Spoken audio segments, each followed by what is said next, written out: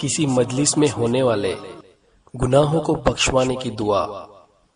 رسول اللہ صلی اللہ علیہ وسلم نے فرمایا، جو شخص کسی مجلس میں بیٹھا اور اس میں اس سے بہت سی بیہودہ باتیں کی اور پھر اٹھنے سے پہلے یہ دعا پڑھ لی تو اس سے جو خطائیں ہوئی وہ معاف کر دی جاتی ہیں۔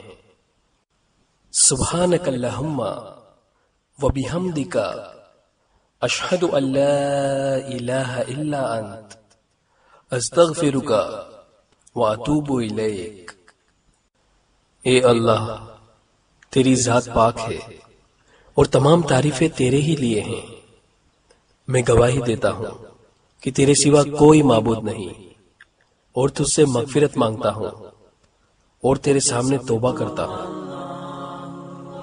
جامع ترمذی صحیح۔